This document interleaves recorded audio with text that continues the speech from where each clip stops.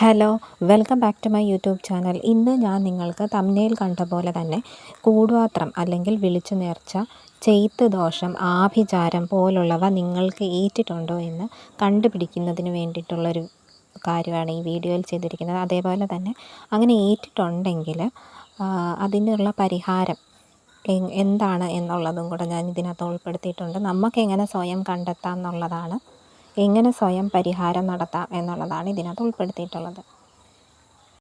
പലരും പറഞ്ഞു കേൾക്കാറുണ്ട്, നമ്മുടെ ജീവിതത്തിൽ പെട്ടെന്ന് സമാധാനമായിട്ട് പോയിക്കൊണ്ടിരുന്ന ജീവിതത്തിൽ പെട്ടെന്ന് തന്നെ എന്തെങ്കിലും രോഗങ്ങൾ വരുന്നു, പ്രശ്നങ്ങൾ വരുന്നു, ദുരിതങ്ങളൊക്കെ അനുഭവപ്പെടുന്നു എന്നുള്ളത്, അല്ലെങ്കിൽ ജോലിയിലുള്ള പ്രശ്നം, വീട്ടിലുള്ള പ്രശ്നം, അങ്ങനെയുള്ള കാര്യങ്ങൾ നേരിടേണ്ടി വരുന്ന ആൾക്കാരെ പറ്റി ഞാൻ കേട്ടിട്ടുണ്ട്.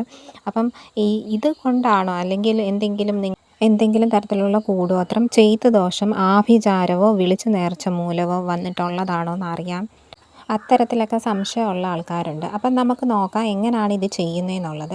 അതിന് വേണ്ടിയിട്ട് നിങ്ങൾക്ക് വേണ്ട ഒരു കാര്യം എന്ന് പറയുന്നത്, ഒരു ഗ്ലാസ് വെള്ളവും ഉപ്പുമാണ് വേണ്ടത്. ഇത് ചെയ്യുന്ന ദിവസങ്ങൾ എന്ന് പറയുന്നത് ഞായർ, തിങ്കൾ, വെള്ളി ദിവസങ്ങളിലാണ് ഇത് ചെയ്യേണ്ടത്. അല്ലാത്ത ദിവസവും ചെയ്യാം, എന്നാൽ പോലും ഈ ദിവസങ്ങൾ എടുക്കാൻ വേണ്ടിയിട്ട് ശ്രദ്ധിക്കണം.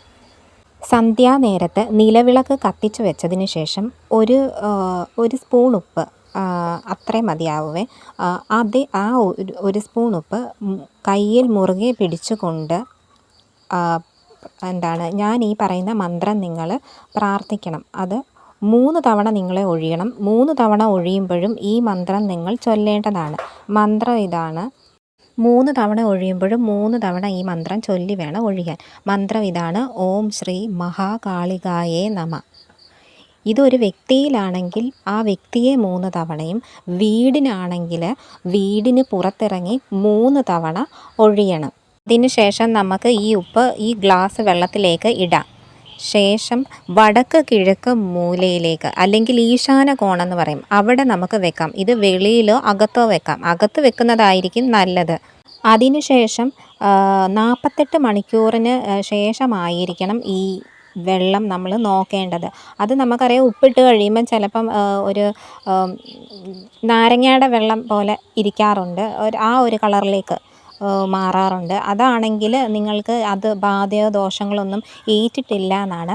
അതുമല്ല, നിങ്ങൾ അത് കളറ് നോക്കുന്ന സമയത്ത് ഇളം മഞ്ഞ നിറത്തിലേക്ക് മാറിയിട്ടുണ്ടെങ്കിൽ നിങ്ങൾക്കത് ആ ബാധയോ ദോഷമോ നിങ്ങളെ ഏറ്റിട്ടുണ്ടെന്നാണ്. ഇത് ഞാൻ വീഡിയോയിൽ ഉൾപ്പെടുത്തിയിട്ടുണ്ട്, ആ ഇമേജുകൾ. അപ്പം ഇതേപോലെ ആണെങ്കിൽ, ഈ ഇളം മഞ്ഞ നിറമാണെങ്കിൽ നിങ്ങൾ ആ ബാധ ദോഷം ഏറ്റിട്ടുണ്ടെന്നാണ്. അതിന് പരിഹാരമായിട്ട് ചെയ്യേണ്ട ഒരു കാര്യം എന്ന് പറയുന്നത്, ഇതിൻ്റെ ദോഷപരിഹാരത്തിനായിട്ട് ചെയ്യാൻ പറ്റുന്ന കാര്യം എന്ന് പറയുന്നത്, ഒരു ചെറുനാരങ്ങ എടുത്തതിന് ശേഷം നിങ്ങളെ 3 തവണ അതുമല്ലെങ്കിൽ വീടിനെ 3 തവണ ഒഴിഞ്ഞതിന് ശേഷം ആ നാരങ്ങ 4ആയി മുറിച്ചിട്ട് കുങ്കുമത്തിൽ മുക്കി 4 ദിശകളിലേക്ക് ഇടാം. വടക്ക്, തെക്ക്, കിഴക്ക്, പടിഞ്ഞാറ്, ആ ദിശകളിൽ ഇടാവുന്നതാണ്. അതേപോലെ തന്നെ ഉപ്പ് അല്ലെങ്കിൽ കല്ലുപ്പായിരിക്കും ഏറ്റവും ബെസ്റ്റായിട്ടുള്ളത്. ആ കല്ലുപ്പ് ഇട്ട വെള്ളത്തിൽ കുളിക്കുന്നത് വളരെ നല്ലതായിരിക്കും. നമുക്കറിയാം, ഉപ്പിന് വളരെയധികം പ്രത്യേകതയുണ്ട്. നെഗറ്റീവ് എനർജി പോലുള്ള കാര്യങ്ങളെയൊക്കെ ഇല്ലാതാക്കാനും പോസിറ്റിവിറ്റി കൊണ്ടുവരാനും സഹായിക്കും. അതേപോലെ തന്നെ നിങ്ങളുടെ വീടുകളും തുടയ്ക്കുന്ന സമയത്ത്, തുടച്ച് വൃത്തിയാക്കത്തില്ലേ, ക്ലീനിങ്ങിൻ്റെ സമയത്ത് ഇതേപോലെ ഉപ്പിട്ട വെള്ളത്തിൽ ക്ലീൻ ചെയ്യുന്നതും നിങ്ങളുടെ നിങ്ങളിലും പോസിറ്റിവിറ്റി കൊണ്ടുവരാൻ വേണ്ടിയിട്ട് ഇത് സഹായിക്കുന്നതാണ്. ഇത് ആഴ്ചയിൽ ഒരിക്കൽ ചെയ്യുന്നത് വളരെ നല്ലതായിരിക്കും.